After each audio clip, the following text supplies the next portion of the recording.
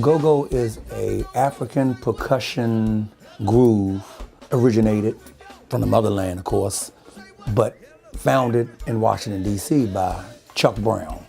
Started probably back in the late 60s, and as the 80s came in, is when it was probably its biggest.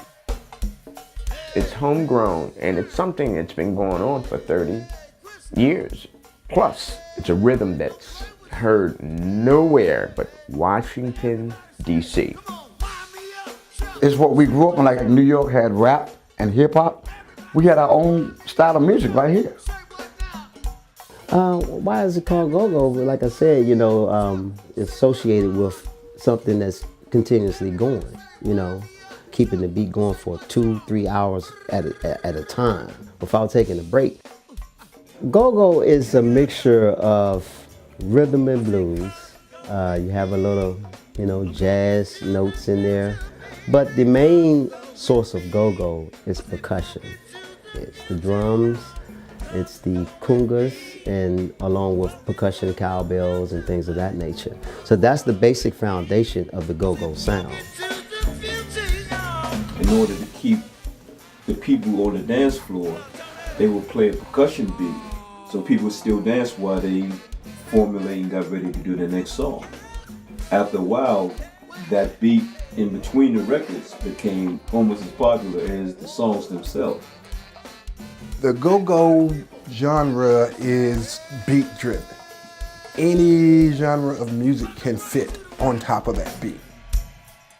The crowd plays a big part in go-go beat because the way that we write our songs, we write to anticipate the crowd's reactions and responses. Call and response has a lot of history. It goes all the way back to African cultures, with the drum, communicating with the drum. It kind of reminds you of like a tribal leader, Call response is almost like, it's like a war call.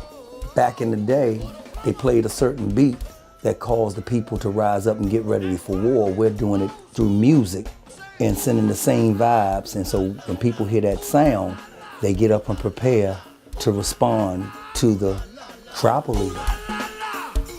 A lot of politicians that come out of Washington, D.C., the first group they call to get people to come together is go-go groups, to get a crowd to get their political views across.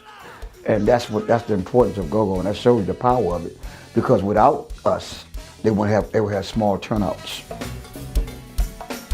A lot of our venues are closing that we used to play at over the years for political reasons, because they would say that go-go music is violent. If violence occurred in any kind of form or fashion around a go-go venue, it could be a mile away. The go-go would be responsible for it, because they say from the go-go concert that caused this. And that's political to me, because it's not true. It had a big impact on the go-go scene, man. I tell you, man, it's like it's getting thinner and thinner. You got more bands, but less venues to perform at. Music never hurt nobody. We gotta keep on bringing people together and put out more original positive songs, more festive songs, more positive motivating songs. Motivate them educationally, Positive always outdoes a negative every day, every day.